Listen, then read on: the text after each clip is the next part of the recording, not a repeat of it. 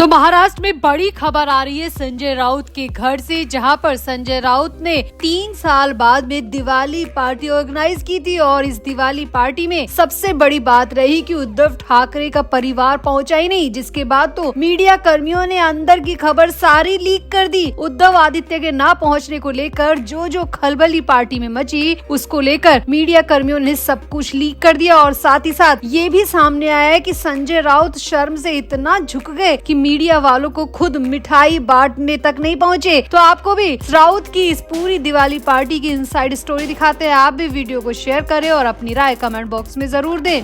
तो बीएमसी चुनाव आने वाले हैं और बीएमसी चुनाव से पहले अपनी छवि सुधारने के लिए, खुद को हिंदुत्ववादी बताने के लिए संजय राउत की तरफ से दिवाली पार्टी का आयोजन किया गया। मुंबई मीडिया के मुताबिक संजय राउत ने ये दिवाली पार्टी रखी, जिसमें सभी बड़े नेताओं को इनवाइट किया गया था, सभी नेताओं को बुलाया गया था। अब जैसी की उम्मीद थी कि उद्धव ठाकरे यानी कि उनकी अपनी पार्टी के प्रमुख वो तो पहुँचेंगे, उनका परिवार भी पहुँचेगा। साथ ही साथ राज ठाकरे के आने की भी यहाँ पर गुंजाइश जताई जा रही थी। लेकिन हैरानी तो तब हुई जब संजय राउत की इस दिवाली पार्टी में ना तो उद्धव ठाकरे का परिवार पहुंचा और ना ही राज ठाकरे पहुंचे। अब आप सबको यहाँ पर पता ही है कि मुंबई में दिवाली पार्टी देने का बहुत ज्यादा प्रचलन है, बहुत ज्यादा फैशन है। फिल्मी स्टार और बिजनेसमैन अक्सर दिवाली पार्टी देते आए हैं, पॉलिटिशियंस भी दिवाली पार्टी करते हैं। लेकिन संजय राउत ने इस बार 3 से 4 साल बाद में ये दिवाली पार्टी की है, और वो भी बीएमसी चुनाव से पहले। दरअसल संजय राउत 2022 में जब से जेल में दिवाली मनाकर आए हैं, उसके बाद से उन्होंने दिवाली पार्टी ऑर्गेनाइज नहीं की थी। लेकिन इस बार चुनाव भी सामने है, मौका और दस्तूर दोनों है, अपनी छवि सुधारने का मौका है, इसीलिए संजय राउत की तरफ से दिवाली पार्टी का आयोजन किया गया। अब खबर है कि इस दिवाली पार्टी में पॉलिटिशियंस के अलावा मीडिया कर्मियों को भी बड़ी संख्या में बुलाया गया था, क्योंकि संजय राउत अपनी शक्ति का प्रदर्शन भी यहाँ पर करने की फिराक में थे। लेकिन संजय राउत का ये हथकंडा उल्टा पड़ गया। संजय राउत का शक्ति प्रदर्शन का सपना ही रह गया और दिवाली पार्टी में उनके अपने पार्टी के प्रमुख उद्धव ठाकरे नहीं पहुंचे, जिसके बाद तो काफी खलबली मच गई। उद्धव ठाकरे के परिवार से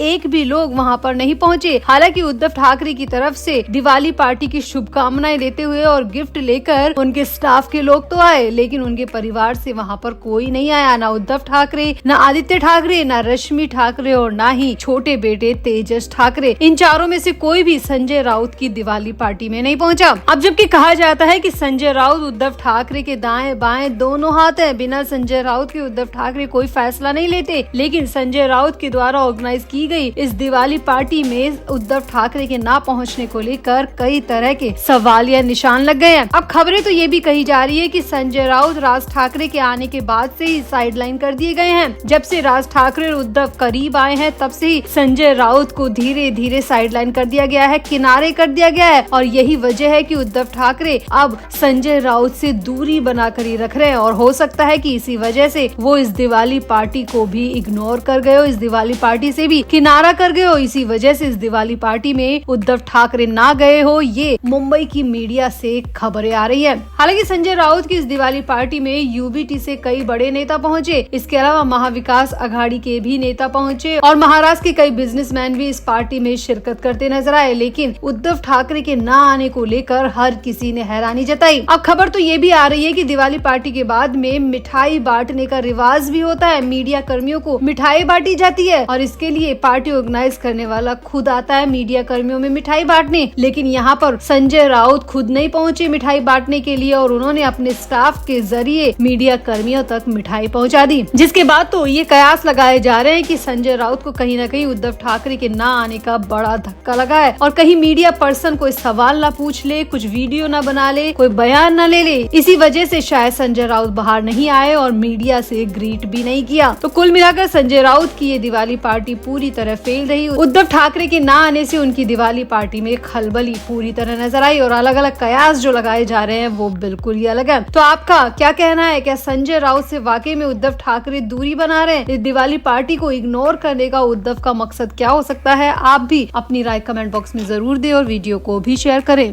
तो महाराष्ट्र में नगर निगम के चुनाव से पहले विपक्षी गठबंधन दल महाविकास अघाड़ी के सहयोगी दलों के साथ साथ राज ठाकरे की मनसे ने वोटर लिस्ट पर कई सवाल खड़े किए हैं। दरअसल महाविकास अघाड़ी के बड़े नेताओं और राज ठाकरे ने चुनाव आयोग से मुलाकात की और फिर साथ में प्रेस कॉन्फ्रेंस के जरिए जानकारी दी कि उन्होंने महाराष्ट्र की मतदाता सूची में क्या क्या खामियां पाई है। इसी के साथ विपक्षी गठबंधन की ओर से दावा किया गया है कि जब तक वोटर लिस्ट में सुधार नहीं हो जाता तब तक नगर निकाय चुनाव कराने मुश्किल हो सकते हैं। यहाँ आपको बता दें, इस प्रेस कॉन्फ्रेंस में उद्धव ठाकरे, राज ठाकरे साथ में बैठे थे और उन्हीं के साथ कांग्रेस के बाला साहब थोराट, विजय वटेतीवार और एनसीपी के यानी कि शरद पवार की पार्टी के जयंत पाटिल भी मौजूद थे। यानी कि इस प्रेस कॉन्फ्रेंस से साफ साफ समझा जा सकता है कि ये प्रेस कॉन्फ्रेंस महाविकास अघाड़ी की थी, जो कि वोटर लिस्ट में सुधार के लिए इलेक्शन कमीशन से मिलकर आए थे और उनके सामने ये मांग रख कर आए थे कि फिलहाल चुनाव रोक दिए जाए, क्योंकि जब तक वोटर लिस्ट में सुधार नहीं होता तब तक निष्पक्ष चुनाव कराना बेहद मुश्किल होगा। अभी प्रेस कॉन्फ्रेंस महाविकास अघाड़ी की थी, लेकिन सबसे बड़ी बात यह है कि इसमें राज ठाकरे भी मौजूद थे। जिन राज ठाकरे को लेकर कांग्रेस और शरद पवार कल तक आपत्ति जता रहे थे, उन्हीं के साथ ये प्रेस कॉन्फ्रेंस कांग्रेस और एनसीपी करती नजर आई। यानी कि यहाँ पर इस प्रेस कॉन्फ्रेंस से ये भी संदेश दे दिया है कि अब कांग्रेस और शरद पवार भी राज ठाकरे को अपने गठबंधन में शामिल करने को लेकर तैयार है, जिसका इशारा हाल ही में खुद संजय राउत ने भी दिया था। तब इस प्रेस कॉन्फ्रेंस में क्या क्या हुआ वो भी सुन लीजिए। तो प्रेस कॉन्फ्रेंस में उद्धव ठाकरे की पार्टी की तरफ से कहा गया कि चुनाव का नाम लेते ही राजनीतिक दल और मतदाता सामने आते हैं। निर्वाचन आयोग तो सिर्फ चुनाव कराता है, लेकिन चुनाव तो राजनीतिक दल ही लड़ते हैं। लेकिन अगर निर्वाचन आयोग राजनीतिक दलों को मतदाता सूचियां ही नहीं दिखा रहा तो गड़बड़ी तो यही से शुरू हो जाती है। इसके बाद राज ठाकरे ने 2024 की मतदाता सूची का विवरण पढ़कर सुनाया। उन्होंने कहा कि 2024 से पहले के नाम पढ़ाता हूँ तब गड़बड़ी समझ में आएगी। कई लोगों के नाम तो है लेकिन फोटो नहीं लगी। साथ ही उन्होंने ये भी दावा किया कि उन्होंने राज्य और केंद्रीय आयोग से मुलाकात की है, लेकिन दोनों ने कहा है कि ये हमारे अधिकार क्षेत्र में नहीं आता। जब मतदाता सूचियां ही नहीं दिखाई जा रही तो मुलाकात का मतलब क्या है। इसके बाद उद्धव ठाकरे ने कहा कि चौकलिंगम कहते हैं कि कुछ जिम्मेदारी हमारी नहीं है, राज्य निर्वाचन आयोग कहता है कि हमारी नहीं है, आपकी व्यवस्था ही दोषपूर्ण है। अगर त्रुटियों के साथ चुनाव कराते हैं तो फिर चुनाव कराने की जरूरत क्या है, सीधा इलेक्शन फोर्स सिलेक्शन कर दो। यहाँ पर उद्धव ठाकरे ने ये भी सवाल उठाया कि एक ही लिस्ट में एक नाम के 2 या 3 वोटर कैसे हो सकते हैं। अगर ऐसा ही करना है तो इलेक्शन की जगह सिलेक्शन करके निपटा दो और जिन्हें आपका मन चाहे उन्हें जिता दो। अब इस पूरी प्रेस कॉन्फ्रेंस की सबसे बड़ी बात यह है कि इस प्रेस कॉन्फ्रेंस में निर्वाचन आयोग पर सवाल उठाए गए, चुनाव व्यवस्था पर सवाल उठाए गए, साथ ही साथ सिर्फ ये सवाल उठाते हुए उद्धव ठाकरे और राज ठाकरे ही नजर आए, जबकि कांग्रेस और शरद पवार की पार्टी के जयंत पाटिल यहाँ पर कुछ भी बोलते हुए बिल्कुल भी नहीं दिखाई दिए। सिर्फ उद्धव ठाकरे और राज ठाकरे ही पूरी प्रेस कॉन्फ्रेंस में बोलते रहे, मीडिया वालों के सवालों के जवाब देते रहे। यानी कि अब इस प्रेस कॉन्फ्रेंस से 2 बातें साफ हो गई है कि उद्धव ठाकरे बीएमसी चुनाव को लेकर घबरा चुके हैं, इसीलिए वो बार बार मतदाता सूचियों में गड़बड़ी का नाम लेकर चुनाव को आगे खिसकाने की गुजारिश कर रहे हैं। साथ ही साथ एक दूसरी बात ये नजर आई कि उद्धव ठाकरे ने राज ठाकरे को पूरी तरह अपने गठबंधन में शामिल कर लिया है और पहली पंक्ति में जगह दे दी है। तो आपका इस पूरी प्रेस कॉन्फ्रेंस पर क्या कहना है, आप भी अपनी राय कमेंट बॉक्स में जरूर दें और वीडियो को भी शेयर करें।